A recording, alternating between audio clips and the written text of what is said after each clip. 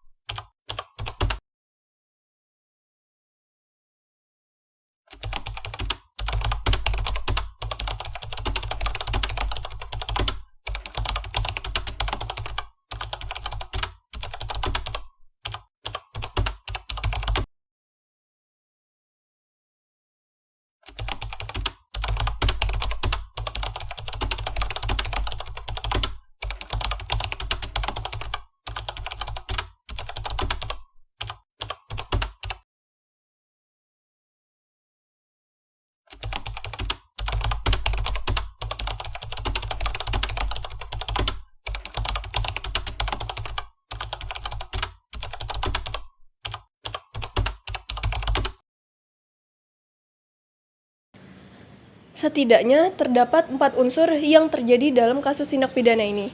Yang pertama, kekerasan dan ancaman kekerasan. Pelaku melakukan kekerasan secara fisik dan juga psikis. Pelaku mencekik leher korban dan mengancam korban dengan menggunakan silet agar korban tidak melawan. Yang kedua, pemaksaan hubungan seksual tanpa persetujuan atau pemerkosaan. Korban dipaksa untuk melakukan hubungan seksual tanpa adanya persetujuan. Peristiwa ini tergolong sebagai pemerkosaan, apalagi dilakukan di bawah ancaman senjata tajam dan dalam situasi yang membuat korban tidak berdaya. Yang ketiga, korban adalah anak usia 12 tahun. Korban masih berusia 12 tahun yang secara hukum termasuk dalam kategori anak di bawah umur, sesuai dengan Undang-Undang Perlindungan Anak di Indonesia, yaitu mereka yang berusia di bawah dari 18 tahun. Hal ini memperberat tindak pidana karena melibatkan anak. Yang keempat, relasi kuasa dan kepercayaan. Korban mengenal pelaku sebelumnya. Rasa percaya itu dimanfaatkan oleh pelaku untuk mengelabui korban. Ini menunjukkan adanya penyalahgunaan relasi kepercayaan yang menjadi faktor penting dalam melihat beratnya kejahatan ini. Dalam sistem hukum pidana di Indonesia, terdapat sebuah asas, yaitu asas lex specialis derogat lex legi generali, yang berarti hukum bersifat khusus itu mengesampingkan hukum yang bersifat umum. Dalam hal ini, kejahatan terhadap tubuh mungkin bisa dijerat menggunakan kitab undang-undang hukum pidana. Namun pada tahun 2022 sudah ada payung hukum secara khusus terkait kekerasan seksual, yaitu Undang-Undang Nomor 12 Tahun 2022 terkait tindak pidana kekerasan seksual.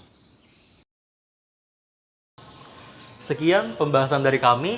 Yang perlu diingat adalah kita semua tidak bisa menentukan kita bisa menjadi korban atau tidak.